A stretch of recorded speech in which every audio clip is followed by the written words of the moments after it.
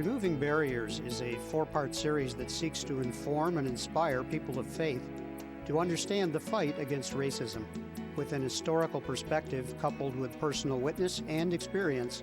The guests share their insights into the very prejudice that has plagued the nation and the world. Your program host is Father Jim Korda, president of CTNY, the Catholic television network of Youngstown. Hello and welcome to our show, Removing Barriers. I'm Father Jim Korda. With me is Bishop George Murry, who is the chair of the Bishop's Ad Hoc Committee Against Racism. Welcome. Happy to be with you, Father. In this segment, I think we'd like to tackle some difficult issues. When we talk about racism, we also have to look at certain ideologies. There are certain groups of people whose ideology is totally racist. Why is it important for us to talk about that? For example, white supremacy, the Ku Klux Klan. Why is it important for us to at least address those issues and ideologies when we talk about racism? It's important because of the fact that we have to bring out into the light what is often done in darkness, so that everyone can see what are these groups really saying. Sometimes these groups try to present themselves as we're only protecting our constituents or protecting the people that in our neighborhoods. It's much more than that. There is an ideology that drives white supremacist ideas that if you can just go on the internet, you can look this up and look at various groups. They talk about how white people in the United States are superior to everybody, and that white people in the United States therefore have a right to everything that is the United States. And they make it very clear that anyone who is not white has no rights, has no reason to exist. It gets that serious. Neo-Nazis.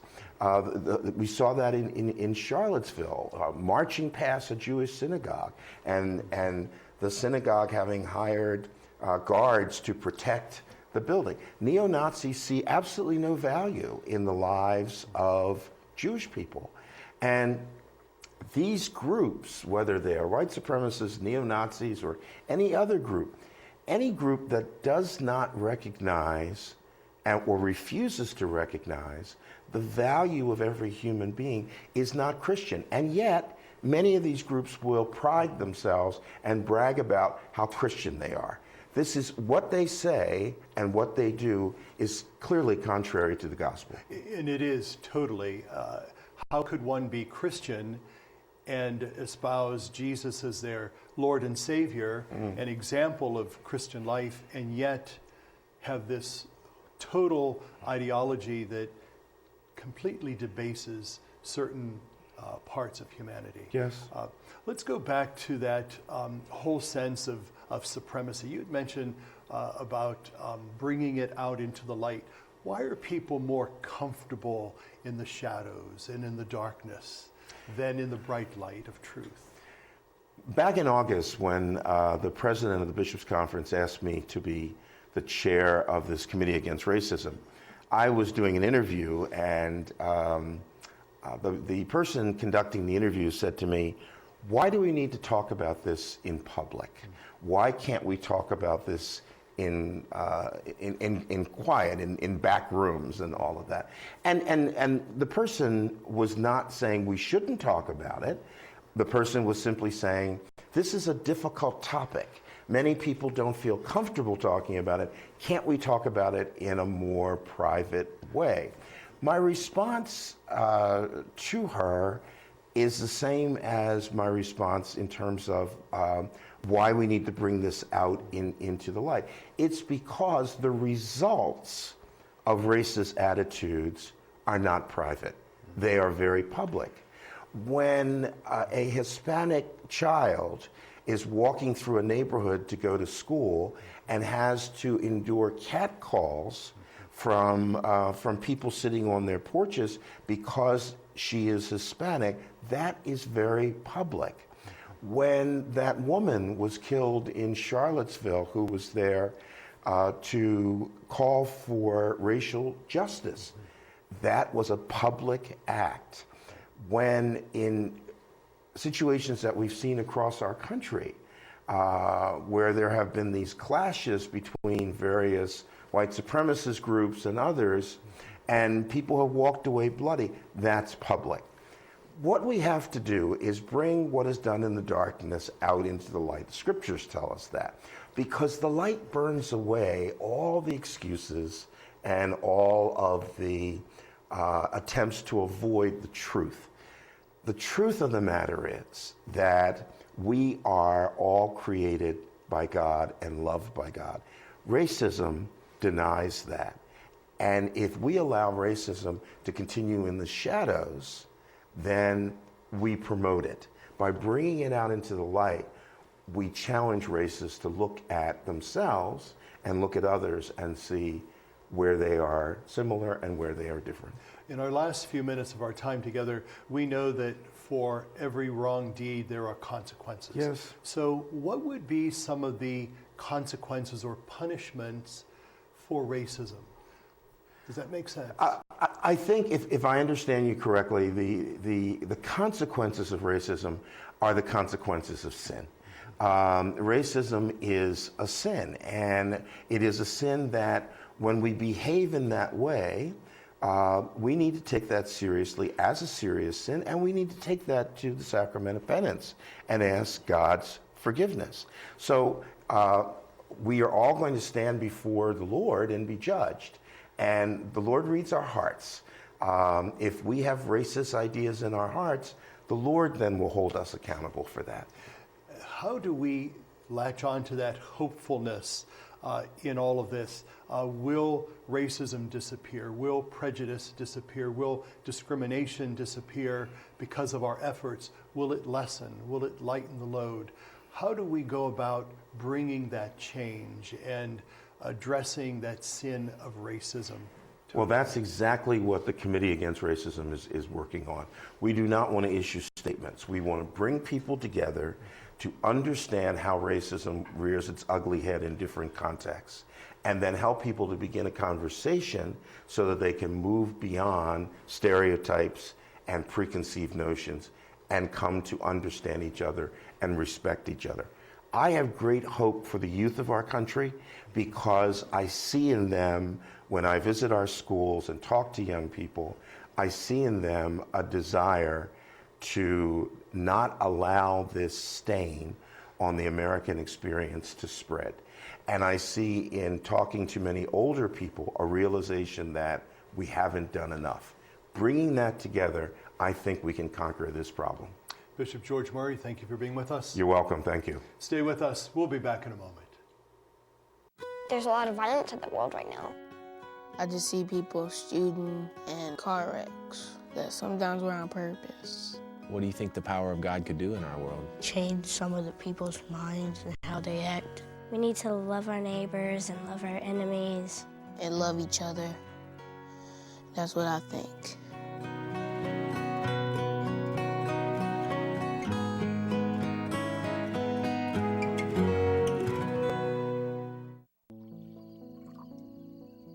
Whether it's passing on medicine, a blanket, or something as simple as a glass of water, that's how compassion works.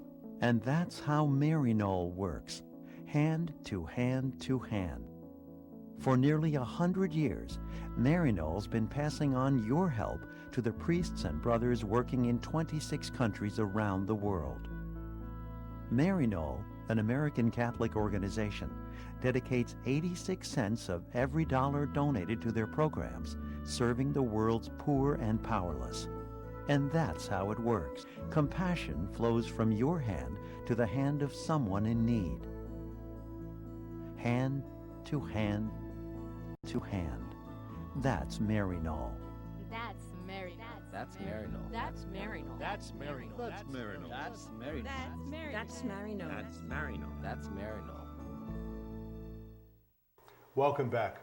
Joining me now is Leigh Greene. Welcome back to our show. Thank you very much. I'm enjoying sitting and discussing with you. I think what we'd like to focus on now is to take a look at the criminal justice system. And I know in a short period of time that might not be an easy thing to do. But let's look at that in light of this sense of racism as an evil, as something we need to work through, and how do we do that using the criminal justice system? Is it been for us or against us in that whole area of racism? I believe that the criminal justice system will have to understand the community that they serve, and that goes through a process again of, just not only being able to do your job, but understanding how you can be beneficial to the environment or the community that you serve. I really believe in the school to prison pipeline, as have been identified by several individuals, and that maybe we are not necessarily doing the best that we can do to eliminate that whole system. And I think when we look at the system, because of any institution, there are flaws, there are imperfections. But what would be my role as a citizen in addressing the issues within the criminal justice system? Do I have a say? Do I have any input? And if so, how do I do that? I guess the most important thing, the first thing you can do is vote. So that is imperative. Our heritage of individuals have fought for us to be able to have that right to vote. And I think that every individual should exercise that, so that if you see someone who is in that position of power, that you have that voice, that you can remove that person. So voting, and then also taking part in your city government, attending council meetings, going to courts and sitting and observing how the whole process is, and if you believe that that was fair justice or not. So just sitting and watching and observing and being part of the process, and you can identify what's going on. It's important that you mention that, because so often we tend to be a kind of couch people that just sit there and vocalize our concerns or angers, but it really is not productive. And so doing it in a more productive way really would help in the long run. Oh, I agree totally. It's very easy to sit back and point at all the ills in this society in home and living room, sitting there comfortably, but to actually get up and be part of change takes great courage on yourself, but it speaks volumes to making differences. And let's talk about the whole education system, because that is really an important facet of our communities. And how do we address those issues within the educational systems, especially of prejudice and segregation? I understand that a lot of what is happening is probably based on financial difficulties and the way schools are funded and so forth. And I'm sure that is probably one of the major excuses for why certain things are happening. But if you are in an area where there is segregation, you as a community can be part of that education process, and you can require more than what is being done. So your voice is very imperative to what is happening in that school district. So even being part of a parents group, or the churches or the parishes taking part in what's going on in your local areas, and being involved that way will really erect change. It might not come from the government so much as far as the finances and the funding, but you can actually have voice of what happens in that school district. You know, it really is important because as I look at my experience, past experience in education, how important it was for parents and guardians and grandparents to be involved in the lives of their children, because without that involvement, they don't have a voice. Oh, it's imperative that you know what is going on with your children and have that involvement. With my children, I was part of the parent association and taking part in the activities and knowing what's going on in the school and making that connection with the teachers and the powers that be, and getting to know those individuals so that you can make an understanding and be that connection with your child and that teacher. Let's, in our last few minutes, talk about the whole idea of the entertainment and media industry. We won't have a lot of time to do that, but let's maybe segue into social media and how that is used for better or for worse in response to the sin of racism. Oh, well, now that we've gone into social media, I see so much negative, but in turn, there is a way of getting a positive message out there as well.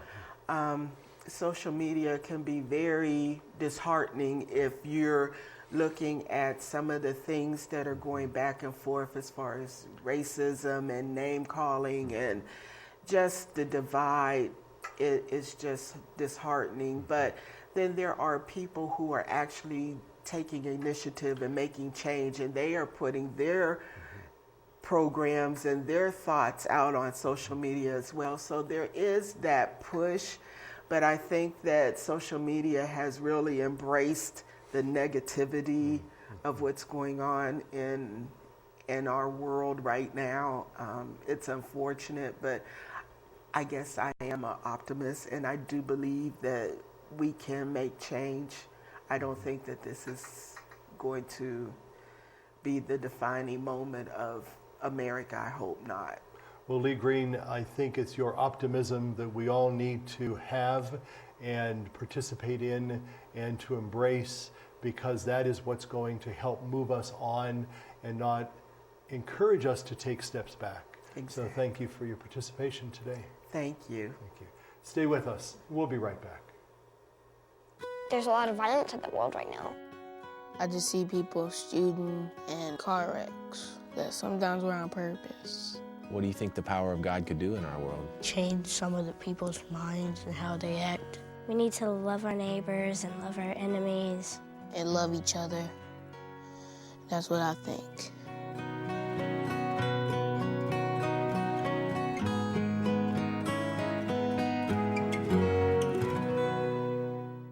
Their numbers are growing. More and more. More than a year ago.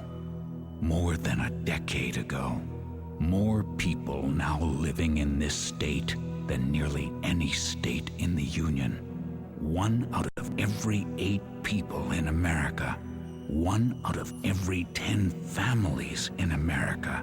1 out of every 6 children in America. 33 million Americans struggling just to remain standing. 33 million Americans teetering on the brink of hunger, sickness, hardship, uncertainty. 33 million Americans in these United States descending into poverty. And as their futures fall, so does our nation's.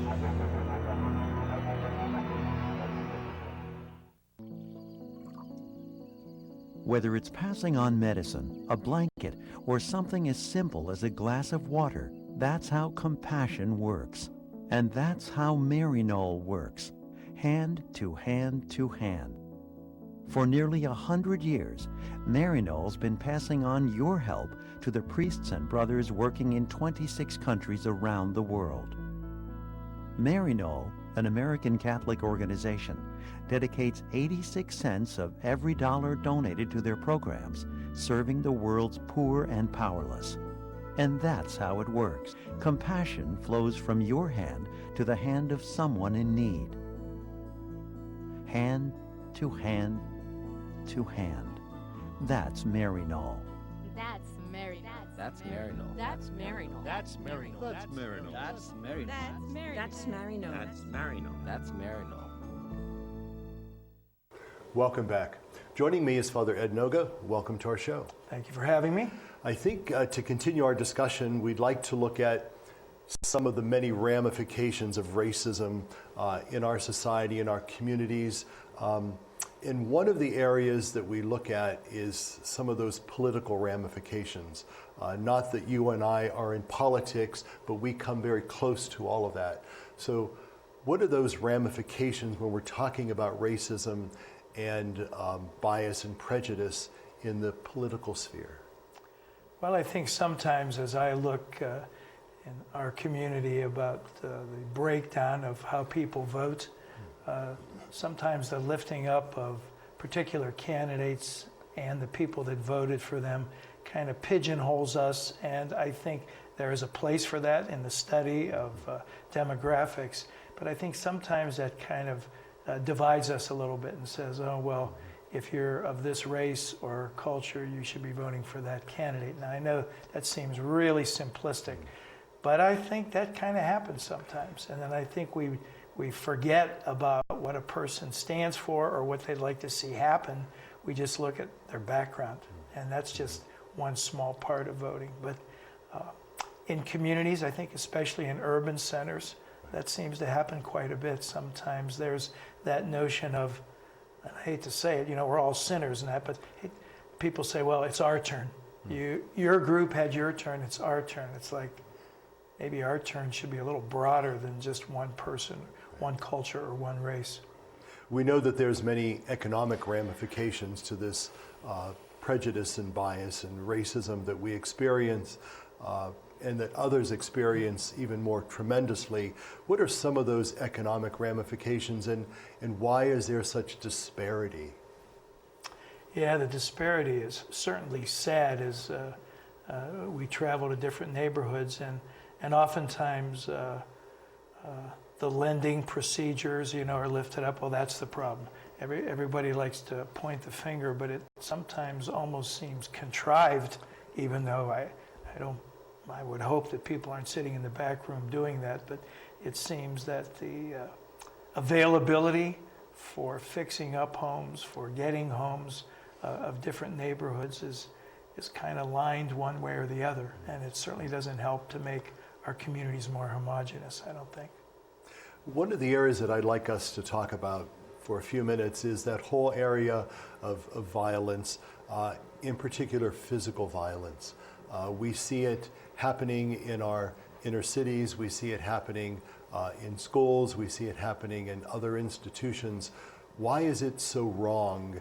And when it's coupled with racism, why does it make it even worse? Well, I think there's a lot of blaming, especially in some of the larger districts and urban areas of our country where people are easy to say, can't believe it, they're not taking care of themselves or their own people. I don't care who it is, Hispanic, black, poor whites, people who live in the suburbs, whatever. And as soon as we start pointing that finger, and again admitting that we're all sinners, but when we start doing that, we're really eliminating the possibility of looking at a broader picture. I think the church's stand on life issues in general folds into this whole notion of it's all this violence issue is all part of this. It's not just some of the classic examples of pro-life issues in our church, but it's that respect for human beings to be able to grow, to prosper, to be the people we're called to be. And I'm not just trying to sound pious or anything, it's the truth. It's something we count on, especially in this nation, but it's severely held back, I think, by some of the stereotypes that say, well, this part of the community or that group is causing more problems than another. And how important is it for people of faith to respond to those things? Why is it part of who we are and our way of life, that we really need to not only take a stand, but to be very vocal about that? Well, I think it's premier. I think that when we look into the Gospels and see Jesus always inviting people, now granted, he lived in a different part of the world in a different time, but we don't ever see him in any way excluding others, even those who were the notorious public sinners. You know, he wasn't condoning what they did, but he was talking about the person, the heart, and the soul. So if we don't lift that up and speak for that, then I think our messages and our sermons and our homilies are going to be real shallow and hollow, because it has to be for everyone, and we have to speak that way. You know, it reminds me of that whole put your money where your mouth is kind of thing, and practice what you preach. That's difficult at times. And what can we do to kind of make it not so troubling for us to do that, to say the right thing and to do the right thing? Well, I think there's a lot of advocacy groups within the church and in communities that try to sift through the issues and really try to come up with practical solutions to real problems. And faith-based organizing in many communities does that, and there's a lot of other just social groups that really try to look beyond what we sometimes just see on the surface. And I think if it takes time and energy, and everybody says they're too busy, but if we take that time, I think in my experience, limited as it is, that we find some solutions that can really work to enable people to, in a sense, in the American phraseology, get ahead. And I don't just mean monetarily, but to have a better social fabric. Let's kind of close these last few minutes together on that whole social awareness and those social ramifications that are really part of this issue. What can we do collectively to address this whole issue of racism? Well, I think nationally our bishops will put forth just not letters, but there's national programs and collections that try to keep pushing us to look beyond our own small sphere. And I think we may not be able to be a part of all of those, but I think when they're lifted up at different times of the year, they kind of remind us, hey, you know, we have saints in the church, we have history in the church that has worked on these issues before, and we have to continue. Some of the issues of 500 years ago may have a different name now, but they're still there. They're still there, and they still need to be worked on. So I think the committees in churches like evangelization committees and social justice committees and diocesan pastoral councils and priest councils and that have to keep lifting that up for us. Otherwise, people are going to think it's too big of a problem. There's nothing I can do. That's not true. Father Noga, thanks again for being with us. Thank you. And thank you for being with us. Have a good day, and God be with you. Removing Barriers was a production of CTNY, the Catholic Television Network of Youngstown. Your program host was Father Jim Korda.